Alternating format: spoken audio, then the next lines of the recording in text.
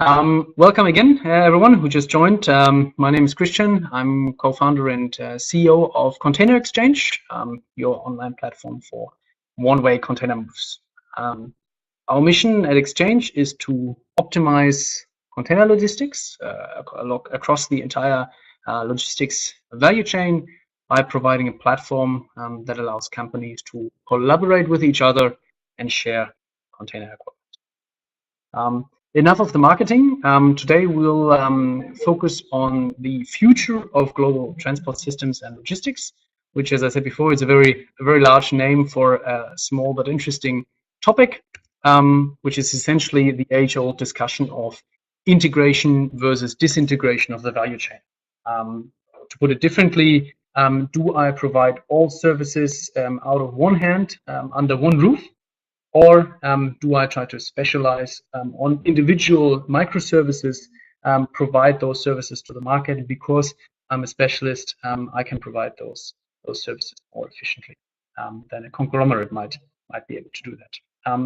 In the history or in the past, we've seen the trend going into both directions, not only in logistics, but across the economy, so to speak. Wherein sometimes conglomerates were the name of the game and everybody tried to integrate, versus in other days it was more of a specialization game. Today we'll focus on this with an eye onto logistics and the logistics value chain, and see what we can learn about the future and what we expect about the future, and then also look at scenarios of how companies can prepare for this future and what they need to do, and we'll end with a bit of a to-do list for what you as market participants in this industry can do to prepare. At the end, we'll also have a couple of minutes for an open Q&A, so please use the chat window at the bottom right-hand side of your window to ask questions, drop comments, compliments, or critique. We're open for everything, so please let us know what you think, what you want to know, etc. Now, I will scroll down a little bit here and jump right into it. Where are we? There we are. So let's kick off by looking a little bit at the past. In the past, companies have historically tried to optimize and unearth efficiency gains by integrating on a vertical level across the logistics value chain. Core reason is that it's generally easier to communicate and to optimize within company borders or within company limits than with external partners. Examples from logistics include, for example, Maersk Line acquiring Damco as part of the P&O Netload acquisition, or in more recent days, Amazon trying to consolidate the entire logistics value chain from factory to last mile delivery. If you look at the literature and search for reasons for this trend, why do companies consolidate? Why do companies try to integrate the logistics value chain? You essentially find two explanations that actually complement each other. Number one is transaction costs, where essentially the theory goes that you have fewer transaction costs, you have fewer communication barriers, communication hurdles if you communicate within an organization compared to the outside, because you don't have to worry about confidentiality, and you have potentially a better visibility of what risks you're buying into. Risk is a good word, because the second factor that you typically find is risk minimization, where essentially the theory is that you can minimize the risk of holdups within your production function or within your value chain by integrating upstream or downstream parts of this value chain. An example for this is, imagine you need a specific piece of machinery or a specific raw material for your factory, and if that piece of machinery of that factory is missing, you run a risk of a holdup of your entire production facility. You can now reduce that risk, not necessarily completely avoid it, but you can at least reduce that risk by integrating upstream production facilities into your organization. So typically you can find these two factors, transaction costs and risk minimizations, as contributors to sort of vertical value chain integration. If you then go one step further and you actually extrapolate that trend, you could even argue that these factors or these risks are actually the only reasons why we have companies at all. In a sense, a company is only a platform for human specialists to work together and to cooperate more efficiently. If all of these human specialists could also collaborate and communicate efficiently directly and bilaterally, we wouldn't need the construct or the legal construct of a company at all. So I think that's quite an interesting food for thought as well. If we now go, this is the right page. If we now look at today, we can actually see that technologies and digital platforms move both of these factors out of the way. Both transaction costs and risk minimizations become less important through technologies and digital platforms. We can already see that as part of the gig economy, where specialists can be highly paid individuals such as consultants or lawyers, or sort of poorly educated and lowly paid hands choose not to work for a company, choose not to contribute to an organization or within company limits, but to offer this fixed service individually on the free market through a platform. For example, through Upwork, Freelancer, Comatch, Uber, Fiverr, etc., etc. These platforms are quite numerous, and they essentially allow specialists to provide this directly to the market without the need for a company. Interestingly, this is sort of a little bit independent, or doesn't really quite fit into the classical notion of B2B versus B2C versus C2C economy. But it's rather a P2B, so platform to business, or P2C, platform to consumer model, where I, as a consumer or as a company, only have to join a platform or enter a platform to get access to a wide range of different and individual services, and I don't have to worry anymore about searching, contracting, due diligence, comparison of providers, etc., etc. The platform takes that away from me, takes this friction away from me, takes the transaction cost, the risk minimization for me, and allows me to collaborate directly and efficiently with these individual partners. If we now look a little bit into the future, we essentially expect this to also happen in B2B, where M&A activity will not remain the only logical way to increase efficiency along the value chain and to achieve economies of scale. Instead, platforms and digital technologies will allow companies, no matter how large or small they might be, to work together and collaborate more efficiently. We at Exchange, again, there's a little bit of marketing aspect here as well, of course. We at Exchange see us as an early example of this trend, where we provide the opportunity for companies to collaborate with each other on an equipment basis or a container equipment basis, so that it's not necessary anymore to take over your competitor, take over another equipment owner to increase your fleet size and achieve economies of scale. Instead, you can collaborate with business partners, with competitors, with other actors across along the entire logistics value chain to share a common equipment. From the viewpoint of the market, we are now essentially creating a simulated large equipment pool that allows sort of direct spot optimization of equipment usage. Other examples that come to mind that allow sort of the fragmentation or deconsolidation of the logistics value chain already are typically players that improve hinterland logistics, be it a matchback system or an Avantida, that provide the opportunity or improve the communication between stakeholders, be it a carrier, freight forwarder, trucker, etc., to increase efficiency or improve efficiency without M&A. If we now look even a little bit more into the future, let's say 10 to 15 years, we could imagine this trend happening across the entire transportation value chain, whereas multiple neutral platforms will link together specialized actors along the entire value chain. That in turn will allow these actors to become even more specialized than today.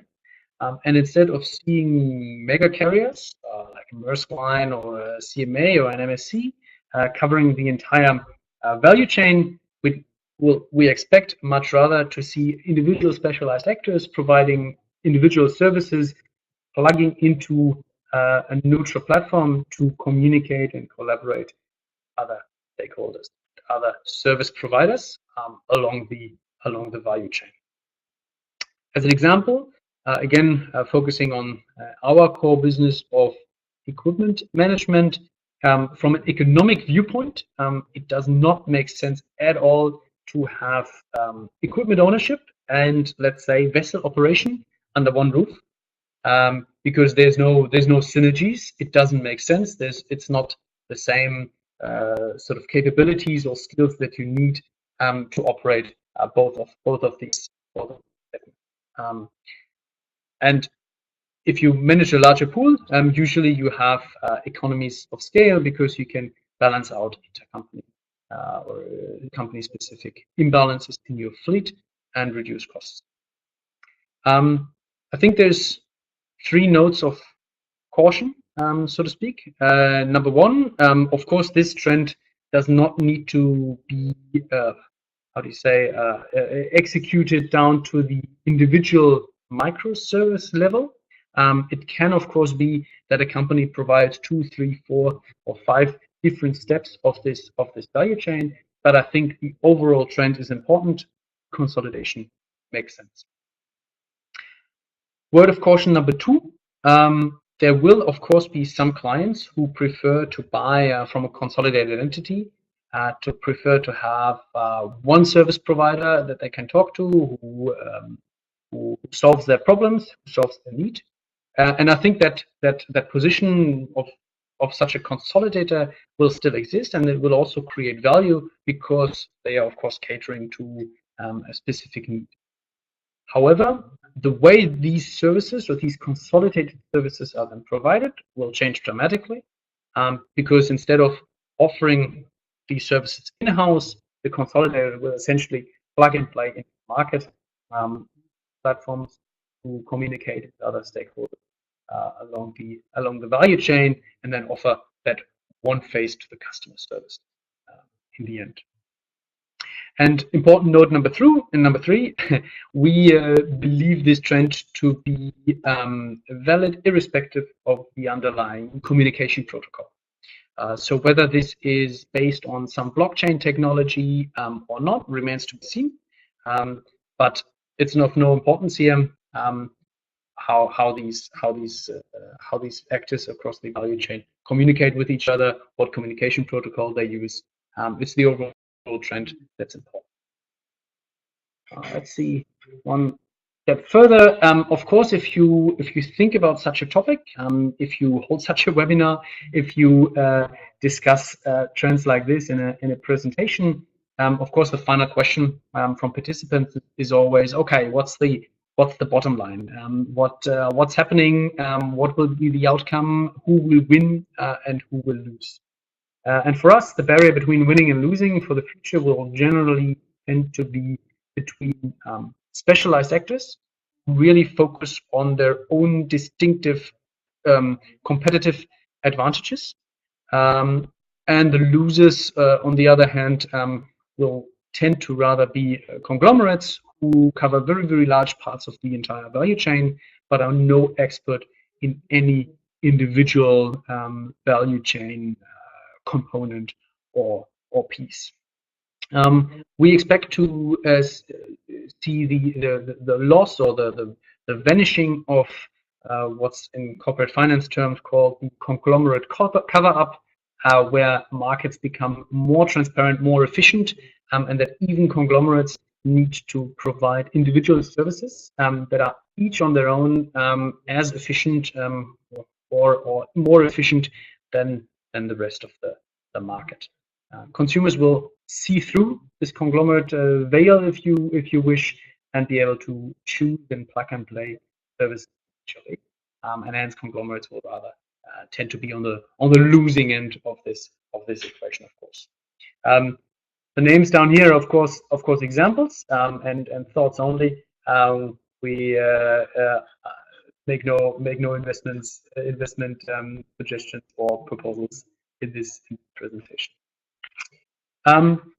Now the final question that then of course comes after who will win and who will lose is usually what do I need to do? How do I prepare for such a future?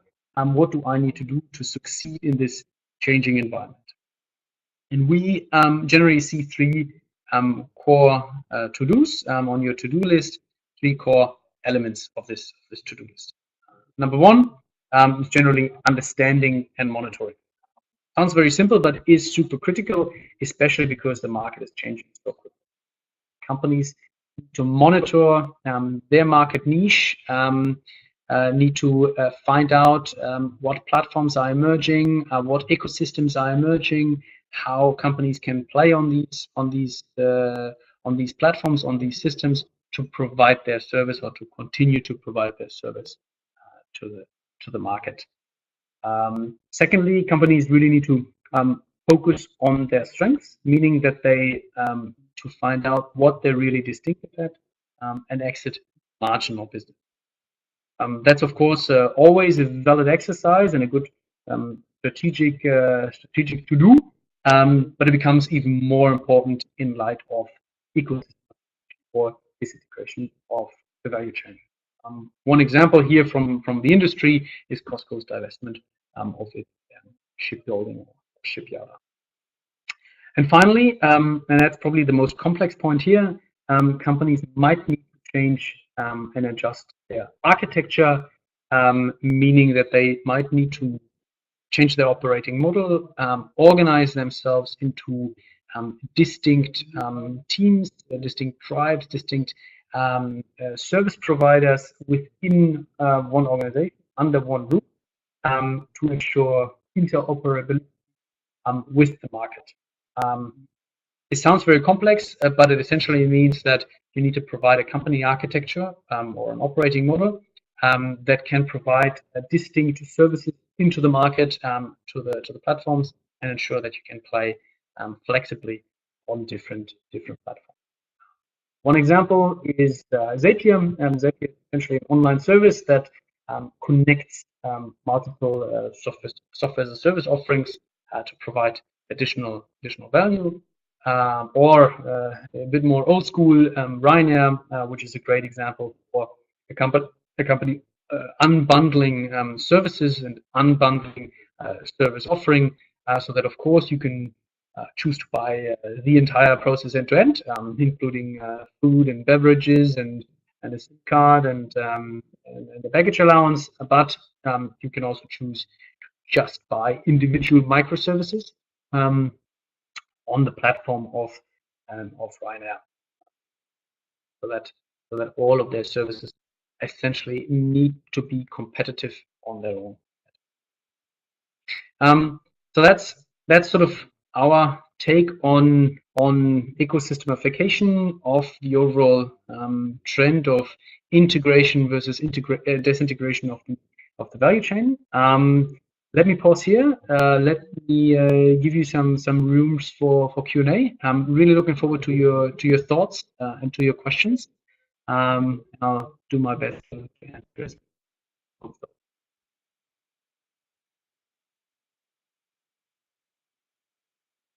The chat for questions is at the bottom right-hand side of this window. So feel free to use this. Drop me a couple.